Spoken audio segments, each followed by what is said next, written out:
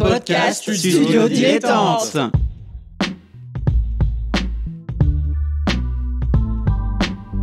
Donc ce que vous proposez comme d'habitude, c'est de la poudre de perlimpin. La République, c'est moi. Et je ne me laisserai jamais entraîner par un opportuniste dans cette voie-là. Allez, rangez vos mines boudeuses, rangez vos discours de rageux. Restons polis, le podcast qui explique calmement la politique. Bonjour à toutes et à tous et bienvenue dans Restons Polis, le podcast qui vous parle politique sans prise de tête. Chaque lundi sur Apple Podcasts, Spotify et globalement toutes vos applications de podcast préférées, on vous explique la politique en revenant à la base. C'est quoi la gauche, la droite? C'est quoi un premier ministre, un président, que sais-je? Comme tous les lundis, je suis en compagnie de mon camarade Nemo. Salut Nemo. Salut Adrien, une émission qu'on fait un peu à l'arrache, il ne faut pas le cacher. Oui. Alors, on a fait certes une micro-pause d'une semaine juste après notre sujet sur Arlette Laguillet, mais faut croire que ça nous a pas suffi pour recharger les batteries et préparer le matériel comme il le faut. On est un peu en mode hippie, ce qui va bien correspondre en partie au sujet de cette semaine. Tout à fait. Et d'ailleurs, pour entamer le sujet, je propose le petit extrait sonore de la semaine.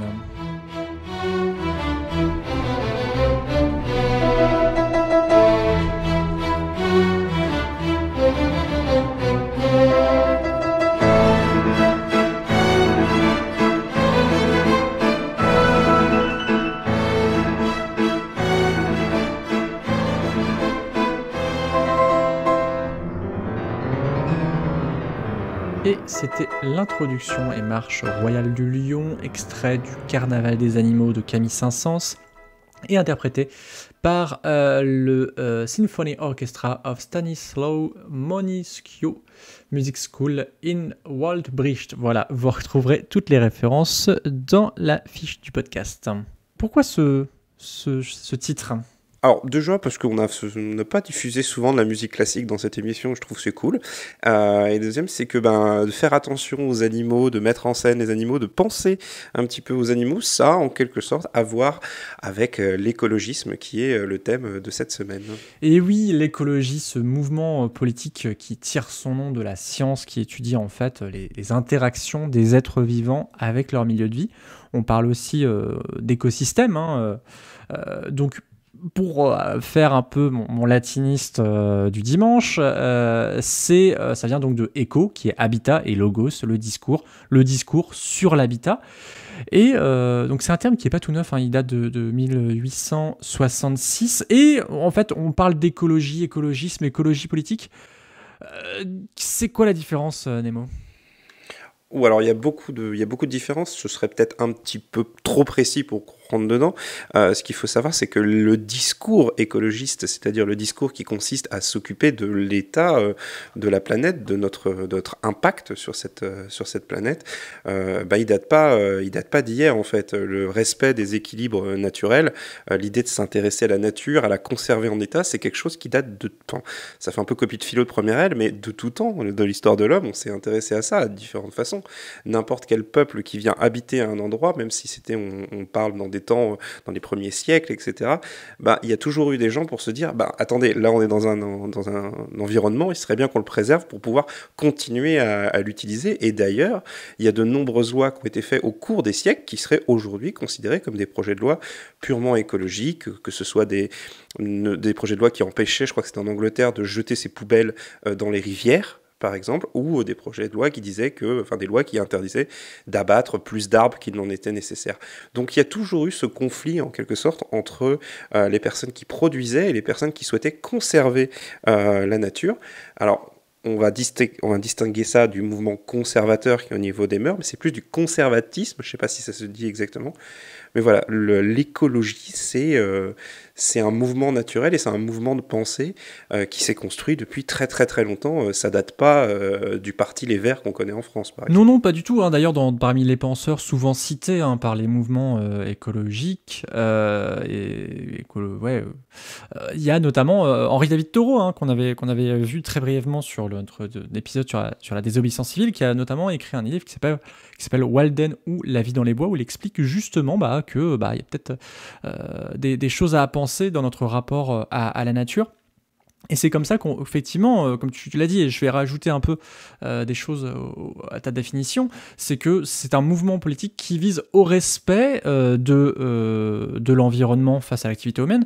Alors, il y a au respect, à la protection aussi de l'environnement et à la préservation, voire la restauration parfois de l'environnement face à l'activité humaine.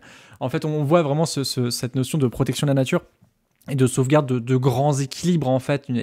Et notamment, il y a une notion qui est très forte dans les milieux écologistes, c'est la notion de commun. Voilà, il y a par exemple l'eau, l'air, etc. sont des biens communs de l'humanité et qu'il faut justement peut-être gérer en bonne intelligence pour avoir un terme poli. Et c'est surtout, en fait, alors je vais rebondir sur ce que tu as dit sur les droits communs. Je veux dire, c'est aussi le fait de penser en termes de droits communs, de droits des citoyens vis-à-vis de la propriété privée, par exemple. Ou à une époque où on se disait, il y avait la propriété privée existe depuis très longtemps. On disait le roi, il possède des terres, par exemple. Mais la pensée écologique, c'était de dire, ok, il possède des terres, mais l'exploitation de ces terres, comment doit-elle se faire pour que justement le bien commun demeure? Et ce qui est très intéressant avec la pensée écologique, c'est qu'elle est certes présente depuis très longtemps, mais elle se complexifie à mesure que les enjeux politiques, c'est-à-dire ceux qu'on connaît à l'heure actuelle, se complexifient. C'est-à-dire que, par exemple, à une certaine époque, dire il faut protéger la forêt, c'est quelque chose d'assez simple, en disant on va pas couper plus de bois que nécessaire, on va pas tuer plus d'animaux que nécessaire, on va respecter le cycle de reproduction de la nature, ou comme je disais tout à l'heure en Angleterre, on va pas jeter les poubelles dans la rivière parce qu'on s'est aperçu que ça empêchait le bon fonctionnement. Aujourd'hui, on a des enjeux beaucoup plus complexes et c'est justement pour ça que l'écologie se complexifie, mais malgré cette complexification, la diversité des démarches écologiques ont toujours existé. Aujourd'hui, il y a plusieurs types d'écologie, mais ça, c'est pas quelque chose de nouveau. Alors certes, on a ce préjugé, en quelque sorte, de classer l'écologie plutôt du côté progressiste, parce que les candidatures écologiques en France, à partir ils ont commencé en 74, si je dis pas de bêtises, pour la présidentielle, étaient plutôt considérées comme du côté du progrès social, de protéger également les plus faibles, en quelque sorte. Mais il existe une écologie, ou en tout cas une idée de préserver la planète, tout en continuant à produire, je ne sais plus comment on appelle ça, mais c'est de l'écologie entre guillemets raisonnable ou du développement durable, voilà, c'est le mot que je cherchais. Donc il existe aussi à l'intérieur de l'écologie et des différentes familles écologistes vraiment des très très grands conflits. Et un exemple très parlant, qui va nous rappeler ce qu'on a fêté pas fêté, mais on a célébré, on va dire, les 10 ans de l'accident de Fukushima. Il n'y a pas longtemps, on peut dire par exemple qu'il existe des véritables débats, et voire même des débats très forts écologistes au niveau de l'utilisation du nucléaire entre ceux qui sont contre et ceux qui sont pour. Effectivement, c'est sur la manière de faire, et c'est intéressant de voir que les mouvements écologistes, écologiques, en fait, ils s'intègrent dans ce qu'on appelle souvent l'écologie politique, qui est la prise en compte des enjeux écologiques dans l'action politique et l'organisation sociale. Le féminisme, le pacifisme, parfois l'autogestion dans certains mouvements, et ce qui nous amène aux mouvements, anticapitalistes, qui sont nés suite à la réunion de l'OMC à Seattle, je crois, et qui arrivent sur toutes ces notions qu'on voit apparaître, ou en tout cas qu'on voit ressurgir, comme la notion d'écocide, d'économie post-industrielle, le revenu de base, etc., etc. Et toutes ces notions, en fait, arrivent et se confrontent à des choses qui sont, on va dire, beaucoup plus communes, en tout cas qui font beaucoup moins polémique. Il faut voir que, par exemple, quand on parlait d'écologie il y a encore 40 ans, on pensait par exemple au protocole de Kyoto de 98, ou du fait que l'écologie, c'est la protection de la nature, c'est garder la forêt, garder des choses comme ça. Alors qu'en fait, très très vite, vis-à-vis de ces problèmes, est arrivé ce que tu as un peu décrit, c'est-à-dire de nombreuses polémiques sur comment on le fait. Il y a plus vraiment de questions sur le pourquoi, mais c'est vraiment sur le comment. Et cette différence en disant pourquoi on fait ça, mais plutôt comment on va le faire, c'est quelque chose de très classique quand on parle de politique. Et alors, tu as pris, justement, tu m'as un peu coupé l'air sur le biais avec le côté protocole de Kyoto, qui est, en fait, mine de rien, une des grandes avancées écologiques, puisque c'est sans doute un des rares exemples de prise en compte, alors maintenant avec l'accord de Paris, etc., mais un des rares exemples de on prend en compte les enjeux écologiques de façon planétaire. Oui, la mondialisation n'est pas qu'économique.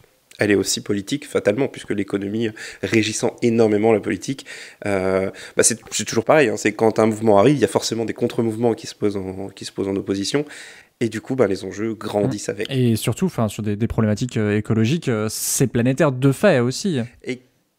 Et quelque part, la politique est également un environnement qui s'équilibre. Oui. Tu vois, c'est comme la nature, il y a des grands mouvements qui s'équilibrent. Après, de là à dire qu'il y a une main invisible qui régule tout, bon voilà, ça c'est un grand débat. Mais voilà. Notre épisode sur le libéralisme. Voilà, mais vraiment, l'écologie politique, c'est assez fascinant parce que en France, il y a je vais revenir de quelque chose de très politicien, mais en France, il y a toujours cette idée que les écologistes font très bien dans le local, c'est-à-dire sont très bien pour des enjeux locaux, mais qui sont incapables d'obtenir des grands postes au niveau national. Et on peut se rappeler effectivement qu'il y a des aventures politiques, notamment au niveau du ministère de l'écologie, qui ont suscité beaucoup de déceptions à l'intérieur de l'écologie de gauche, notamment, qui est la plus représentée. Et que l'écologie, ça reste quand même un thème dont, évidemment, on ne se débarrassera pas puisque ça concerne notre avenir commun, mais qui est vraiment un thème de clivage qui revient tout le temps. Rappelons quand même qu'à un moment donné, mis en difficulté, Nicolas Sarkozy, alors président de la République, avait quand même sorti cette phrase « l'écologie, ça suffit ». Parce qu'il ne voulait pas faire dans des mesures environnementalistes. C'est assez intéressant de voir que on sait que là, dans les prochaines élections à venir, quelles qu'elles soient, l'écologie sera dans toutes les bouches, peu importe le camp. Ah oui, et puis ce n'est pas la première élection où c'est le cas. Déjà en 2017, il y avait eu une percée des thématiques écologistes. Et alors en 2017, on sait que des candidats, donc il y avait pas de candidat du Parti écologiste en 2017. C'était quand même quelque chose d'assez exceptionnel. C'est Yannick Jadot, si je dis pas de bêtises, qui, remportant la primaire écologiste, se met derrière Benoît Hamon. Voilà, peu importe au final le résultat final, mais l'écologisme, c'est en tout cas l'écologisme politique incarné à gauche, c'est rallié à la candidature de Benoît Hamon du Parti socialiste.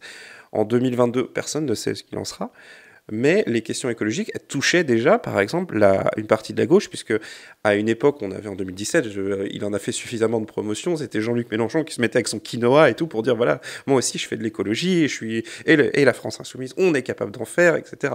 Il y a un vrai enjeu de l'écologie, parce que sa plus grosse victoire, je pense que c'est d'avoir imprégné les consciences. C'est d'avoir imposé ce thème à l'agenda, et c'est de dire, au bout d'un moment, ces grandes questions, on ne pourra pas les dissocier de la campagne présidentielle. Ça en est arrivé à tel point que, je ne sais pas si tu as vu, mais Marine Le Pen à l'Assemblée nationale a fait, donc pour le Rassemblement national, a fait un discours cette semaine, si je ne dis pas de bêtises, sur l'écologie. Or, pour un parti nationaliste, ultranationaliste et d'extrême droite comme l'est le Rassemblement national, ce sujet paraissait totalement en dehors de leur spectre d'intérêt.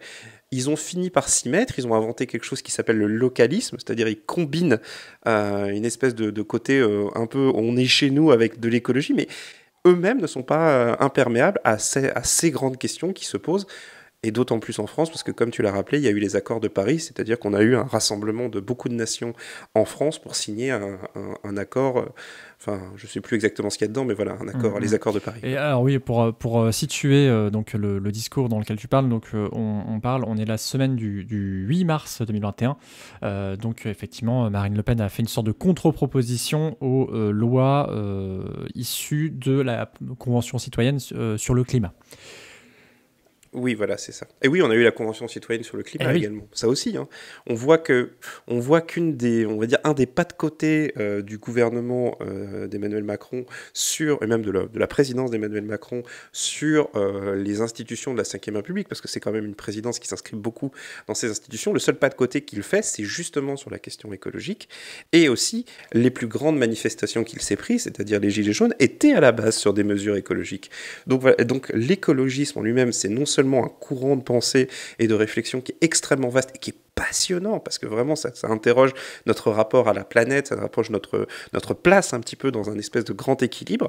Il y a même parfois des côtés limites religieux à tout ça, et quand on ramène tout ça dans la sphère politique, ça bouleverse tout, sans faire de grands éclats, etc., mais ça finit par produire des petites étincelles ici ou là. On pourrait aussi parler de Greta Thunberg, qui est arrivée dans le débat en 2018, si je ne dis pas de bêtises, avec, je ne sais plus quel était son mouvement, mais qui a quand même est devenue une personnalité politique mondiale très très rapidement sur des questions écologiques. Alors après, il y a eu plusieurs comme ça, enfants, entre guillemets, militants qui ont milité. Hein, c'est pas la première, j'ai plus les noms en tête. Mais c'est vrai que oui, c'est quand même quelqu'un qu'on a vu arriver et faire des discours à l'ONU. Et c'est assez intéressant de voir que récemment, je crois que début mars donc 2021 pour ceux qui nous écoutent bien plus tard, l'ONU justement dans un de ses rapports a utilisé le terme de racisme écologique pour décrire justement le fait que certains donc n'aient pas de pratique écologique parce que de toute façon globalement l'impact direct actuellement il est dans des pays plutôt défavorisés et plutôt noirs. Donc c'est assez intéressant là-dessus de voir que un peu tout se recoupe, l'antiracisme, l'écologie, etc., etc. Et puis surtout comme l'écologie, je me répétais un peu, mais ça concerne toute la planète, c'est vraiment un ensemble, etc. C'est vraiment une question fascinante. Il y a aussi ce conflit générationnel. L'écologisme et l'écologie, en tout cas les réflexions sur l'écologisme, ont l'air d'être beaucoup plus, d'avoir infiltré beaucoup plus les esprits de la jeunesse, c'est-à-dire ceux qui vont hériter de la planète, pour utiliser une formule toute faite, de ceux qui en ont déjà profité et qui sont dans la dernière partie de leur vie ou qui sont moins conscients ou moins engagés sur ces enjeux. Donc voilà, c'est une vraie question qu'on n'est pas prêt, auquel on n'est pas prêt de répondre et surtout qu'on n'a pas fini. Non, juste un dernier point, même si on va dépasser un peu le temps imparti, c'est sur Europe Écologie et les Verts, qui est quand même une histoire un petit peu intéressante, puisque en fait, c'est pas un seul et même parti, enfin, en tout cas, plus exactement, c'est né de la fusion entre le parti Les Verts et la liste européenne Europe Écologie en 2008.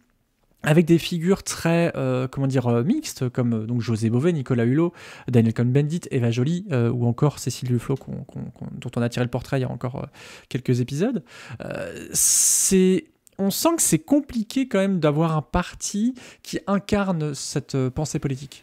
En fait, ce parti-là, il a été tiraillé entre une direction, ceux qui l'ont construit, qui sont partis du côté plutôt du macronisme, c'est-à-dire on peut parler de Nicolas Hulot, Daniel Cohn-Bendit, qui est plutôt un retraité de la politique maintenant, et une nouvelle direction qui maintenant, faut voir que le parti Europe Écologie des Verts, ça va de Éric Piolle, Julien Bayou, qui représente vraiment la partie très à gauche du parti, la tradition à gauche de ce parti, avec Yannick Jadot, qui est beaucoup plus un candidat dans la modération et le consensus. Donc déjà, ce parti a en plus une culture démocratique très forte. Je ne sais pas si c'est un rapport avec l'écologie, mais en tout cas, c'est comme ça. Et à tel point que c'est les derniers à avoir annoncé une primaire. Encore en 2021, ils font une primaire normalement en septembre. Là. Donc très compliqué, la création d'un parti écologiste, c'est d'éternel débat encore une fois. Bon, en tout cas, on espère que cet aperçu vous aura donné envie de poursuivre peut-être le débat et de poursuivre vos lectures sur le sujet. À moins que tu veux rajouter quelque chose, Nemo ? Non, rien du tout. Très bien. Eh bien, merci beaucoup, Nemo. On te retrouve dans, À Gauche Toute, évidemment. On remercie évidemment Suzy Q pour le générique. On remercie YouPod qui nous permet de mettre ce podcast sur YouTube. On remercie PodCloud qui nous permet d'avoir un flux RSS. Et je crois que je peux aussi remercier vous qui nous écoutez et qui partagez la bonne parole. À la semaine prochaine. À la semaine prochaine.